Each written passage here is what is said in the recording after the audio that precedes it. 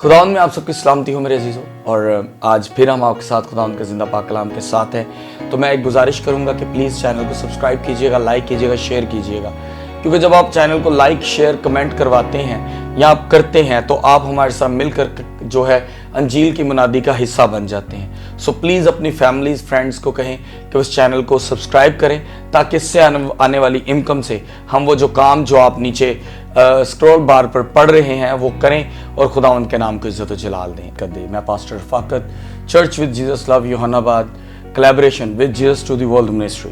मेरे अजीज़ों, आज हम यहाँ पर खुदावंद के ज़िंदा पाक कलाम को आपके साथ शेयर करने को है। मेरे जो इस चैनल को बनाने का मकसद है वो ये है कि आप तक कलाम की सारी बातें पहुँचने की पूरी कोशिश है मेरी। सम काइंड ऑफ रीजंस लोग क्या करते हैं, एक चीज़ को लेते हैं और दूसरी चीज़ को छोड़ देते हैं, लेकिन बाइबल मुकद्दस जो है आपको हर तरह से सिखाती और जो है ना समझाती रहती है। अब कोई इंसान अपने मतलब के लिए आयात को निकाले वो गलत है, लेकिन जो आयात बाइबल मुकद्दस में हैं उनको समझना और उसके मुताबिक चलना हर ईमानदार के बस का रोग नहीं है। आए हम सब अपने सरों को झुकाएं और दुआ करें। आई कदूस जिंदा आसमानी बाप लश्करों का वफादार खुदा, मैं तेरे हजूर आता हूँ। खुदा बरकत दे कि तेरे कलाम के वसीला बहुत सी रुझाने निजात पाए। खुदावंद तेरे कलाम हम सबको हमेशा सीधी और साफ रास्ते दिखाता है। खुदावंद हमें उस सीधे रास्ते पर चलने की तौफीक दे, तेरे कलाम पर अमल करने वाले हो। और खुदावंद तेरा कलाम जो आज हमें सिखाए, खुदावंद हमेशा हमारी जिंदगी में रहे, मसीह यस्सु के नाम में आमीन। आज खुदावंद के जिंदा पाक कलाम में से जो हम सीखने को है मेरे अजीजों, बड़ा दिलचस्प है, क्योंकि हम इस चीज को एक अरसा से ऐसे ही चलाते आ रहे हैं और लोगों को भी इसी तरह सिखाते आ रहे हैं कि अगर कोई आपके पास आए और अगर आपके पास है तो मदद करो। लेकिन हम मदद तो नहीं करते, लेकिन एक लफ्ज बोलते हैं, चला मैं तेरे लिए दुआ करांगा। लेकिन बाइबल मुकद्दस इसके बारे में क्या कहती है, आए हम खुदावंद के जिंदा पाक कलाम में से याकूब की किताब उसका दूसरा बाब 14 से 17 आयत तक यूं मरकूम है। आए मेरे भाइयों, अगर कोई कहे कि मैं ईमानदार हूं मगर अमल ना करे तो क्या फायदा? क्या ऐसा ईमान उसे निजात दे सकता है? अगर कोई भाई या बहन नंगी हो और उनको रोजाना रोटी की कमी हो और तुम में से कोई उनसे कहे कि सलामती के साथ जाओ, गर्म और सैर रहो, मगर जो चीज तन के लिए दरकार है वो उन्हें ना दे तो क्या फायदा? इसी तरह ईमान भी अगर उसके साथ अमाल ना हो तो अपनी जात से मुर्दा है। खुदावंद का जिंदा पाक कलाम हम सबके लिए बायस बरकत हो। खुदावंद का शुक्र हो। यहां पर खुदावंद का जिंदा पाक कलाम जो हमें सिखाना चाहता है वो ये कहता है कि खाली ईमानदार ही ना बने रहो, बल्कि अगर आप किसी के लिए दुआ करते हो तो उसके साथ साथ ये भी जान रखो कि उसको किस चीज की जरूरत है, क्या चीज उसको जरूरत है या क्या चीज उसको दरकार है, वो उसको मुहैया करो। आज हम लोग इन चीजों को छोड़ देते हैं और सोचते हैं नहीं यार मेरी चल रही है। नहीं, मेरी नहीं चल रही। हमें उस तरह चलना है जो कलाम हमें सिखाता है। और कलाम मुकद्दस कहता है ईमान बगैर अमाल के उसके जात जो है वो मुर्दा है। कि अगर मैं ये कहता हूं मैं तेरे लिए दुआ करता हूं तो सैर हो जाएगा, तो उसका कोई फायदा नहीं है। अगर कोई बेटी या बेटा नंगा है या रोटी की कमी है और मैं उसको कहता हूं मैं तेरे लिए दुआ करूंगा और तू ये सब चीजें पा जाएगा, तो कैसा कर होगा? क्योंकि उसको जो चीज दरकार है जिस्म के लिए वो उसे आप नहीं देते। मैं आपके साथ एक वाकया शेयर करूंगा कि एक वक्त था कि जब हम छोटे थे, जब मैं खिदमत में भी था और मेरे वालिद साहब जो हैं वो कट्टर कैथलिक थे, और वो कहते होते थे कि एक वक्त आया कि घर में कुछ खाने को ना था, तो मैं फादर जी के पास गया और मैंने कहा फादर जी मुझे आपकी जरूरत है। तो फादर जी ने कहा कि आप बाबूजी के पास जाएं। बाबूजी से कहा कि मेरे घर पैसों की जरूरत है, रोटी नहीं है, बच्चे भूखे हैं। उन्होंने कहा जी आप लोग उनके पास चले जाओ, वापस फादर जी के पास। फादर जी ने कहा जी बाबूजी लेटर लिख दें। इसी में ही जो थे वो अपनी तमाम जरूरतें जिंदगी की चीजें भूल कर उन्होंने कहा कि मैंने इनके पास नहीं जाना, खुदावंद तू मुहैया कर।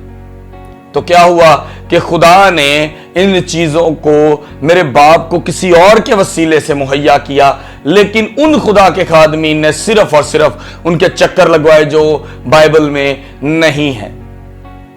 कहता है अगर तन के लिए दरकार है और उसे हम ये कहें कि तेरे लिए दुआ करेंगे, या मैं ये कहूं कि जा मेरे भाई को भरा कवे भरा कोल अगे भरा कोल, तो कोई फायदा नहीं है। क्योंकि जो जिस्म जो तन के लिए दरकार है वो उसे नहीं देंगे तो उसका कोई फायदा नहीं।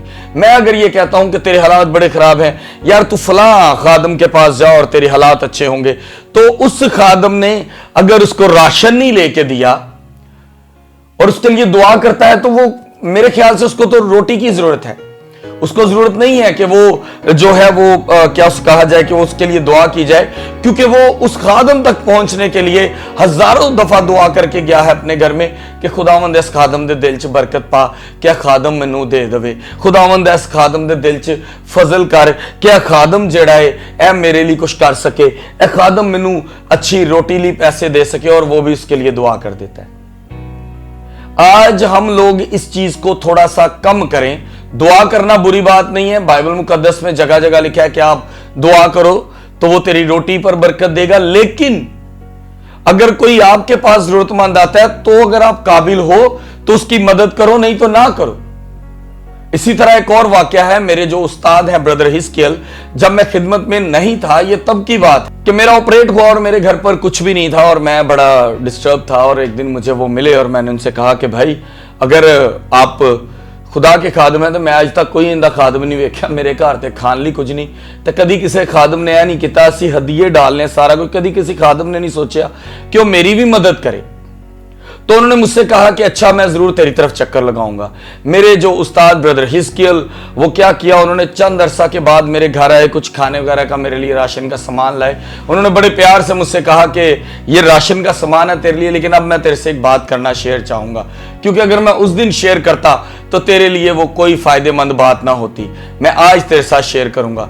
जब उन्होंने मेरी मदद की, उन्होंने मुझे कलाम के बारे में ज्यादा डीपली समझाना शुरू किया, तो ऐसा वक्त आया कि आज मैं यहां खड़ा हूं। मैंने खुदा को कबूल किया और खुदा ने मुझे हर चीज से नवाजा। आज आप लोग भी ये कहना, ये बाइबल साफ बोल रही है, मेरे अल्फाज नहीं है, फिर से बोल दूंगा, याकूब की किताब 2 बाब 14-17 आयत पढ़ लें। यहां साफ अल्फाज में लिखा है कि उसका कोई फायदा नहीं अगर मैं ये कह दूं जा तू शेर हो जाएगा, जा तू गर्म हो जाएगा, ऐसा नहीं होगा, क्योंकि तन को जो चीजें दरकार हैं उसको वो ही चाहिए। सो मेरे अजीजों, अगर कोई खादम आपसे ऐसा कहता है, दुआ करवा लें, लेकिन जान रखें कि वो खादम आपकी मदद नहीं करेगा। हम भी यहां पर रहते हुए हजारों दफा ऐसा होता है कि हम लोगों की मदद करते हैं, लेकिन मैंने कभी किसी से ये नहीं कहा मैं तेरे लिए दुआ करांगा, क्योंकि मैनू कलाम मुकद्दस कहता है कि उसका कोई फायदा नहीं है। मेरे अजीजों, मजा तब है कि आप किसी को वो चीज दें जिसकी उसको जरूरत है, ताकि खुदावंद आपको बरकत दे। खुदा की जात आपको बरकत देना चाहती है, तो आप वो करें जो एक ईमानदार के लिए पहले से खुदा ने लिख छोड़ा है कि वो ईमानदार अमल भी करे। अगर खुदावंद आपको बेशुमार चीजें देता है, बेशुमार फजल और मोहब्बत से भरता है, तो जान रखें कि आपको उन चीजों पर अमल करना पड़ेगा और खुदा के साथ चलना पड़ेगा। अम्मा ईमान के साथ नहीं बल्कि अमल के साथ भी, तो आप बाबरकत होंगे। खुदा उनका जिंदा पाक कलाम हम सब के लिए बायसे बरकत हो। खुदा उनका शुक्र हो। आए हम सब अपने सरों को झुकाएं। आए कदूस जिंदा आसमानी बाप, लश्करों का वफादार खुदा, मैं तेरे हजूर आता हूँ। खुदा हम बरकत दे के जो लोग हमारे साथ यूट्यूब की वसासत से जुड़ते हैं, खुदा उन सबकी जिंदगी में तेरा नाम इज्जत और जलाल पाए।